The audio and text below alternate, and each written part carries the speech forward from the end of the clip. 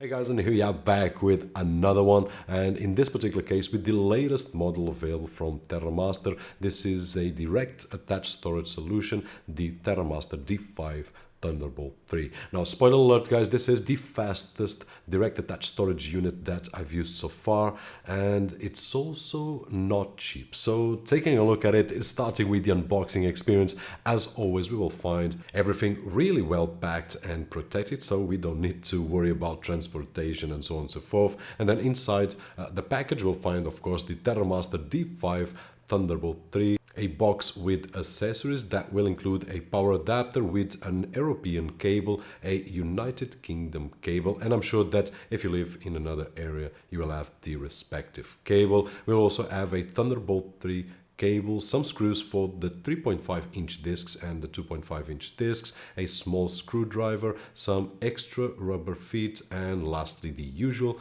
documentation along with some stickers. Now, in terms of design guys, for those of you that follow the channel and for those of you that already used TerraMaster products, basically they are using the same lineup, with one exception that they have used in the past and they are using it right now, and it is this handle here on the top. Now, this can be seen as an advantage or disadvantage, especially if we want to carry this unit around. It's much easier to carry it like this because it has obviously the handle, but it can be seen as a disadvantage, for example, if you want to put it beneath a shelf. Now, in my particular case, I'm lucky because, as you guys may see by some images, it does fit perfectly under my shelf. And just out of curiosity, it measures roughly 18 centimeters from the bottom to the top and counting with the handle. Now, in terms of design, it follows the TerraMaster lineup, which means that it's made of this brushed aluminium alloy, which is really solid. And the only part that it's not brushed aluminium, it's here at the bottom, which is a metal alloy. And then it has some really nice plastics, silver plastics in this particular case, both at the front and at the back. So in terms of construction, as usual, there isn't any complaint that I could do. Now, moving to the connectivity, as you guys can see, this is a different unit from the others that we have seen. It has two Thunderbolt 3 ports with daisy chain capability, one display port, one power input jack, and a Kensington lock. Now, in terms of storage, I'll be using my latest acquisition in terms of discs, and those of you that follow the channel know that are two X300s from Toshiba, which have 4 terabytes each, and then three P300s from Toshiba as well, which have 2 terabytes each. And as usual, to place the hard drives inside, all we need to do is to remove these bays right over here and then screw the drives with the included screws, and of course with that small screwdriver, and then all we need to do is insert it back in the unit, and that's about it.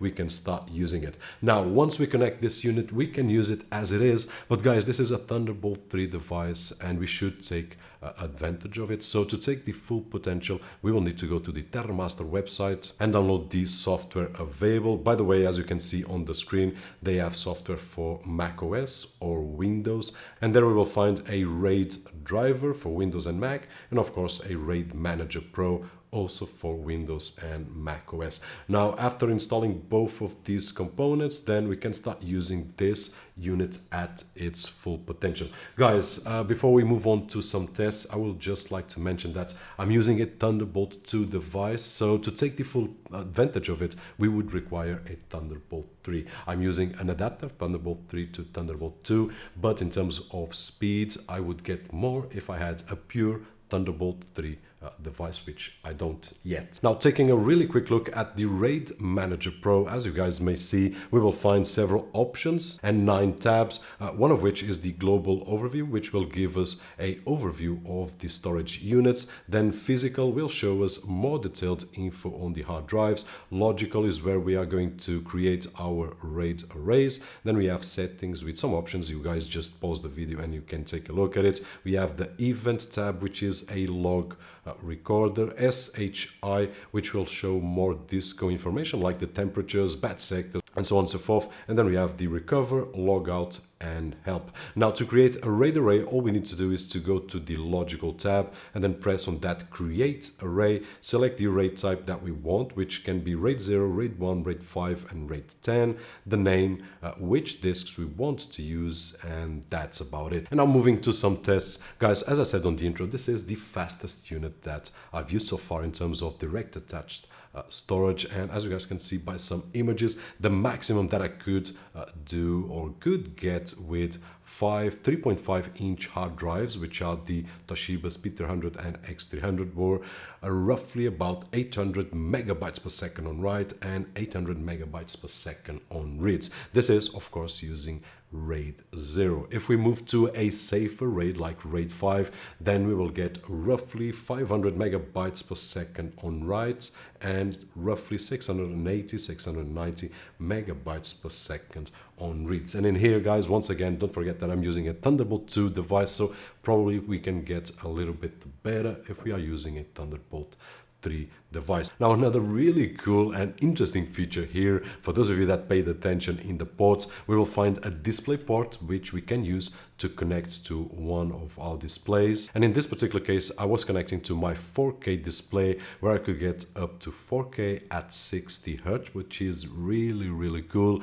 And we also have two Thunderbolts at the back, which we can use to daisy chain to other Thunderbolt 3 devices. Now, in my particular case, I don't have any other device that uses Thunderbolt 3, but I do have the same display at the back, which has a USB Type-C input. So guess what I did test out was to connect the Thunderbolt 3 port to my display directly using the USB Type-C cable, and it worked great. I could also get 4K at 60 Hz from it, which was really awesome. And lastly, guys, one thing that I did love on this unit, which we don't find on many, is that when we put our computer to sleep, the unit will go completely off. And when I mean completely off, the fans will shut down, the discs will go down, and there will be a red light here at the front stating that the unit is also sleeping. Though this is awesome, especially when we turn off our machine, and the discs will go off as well. Once we press the button to wake up the computer, then the unit will wake up again and works great. And if you ask me, hey Robert, why are you so happy with that?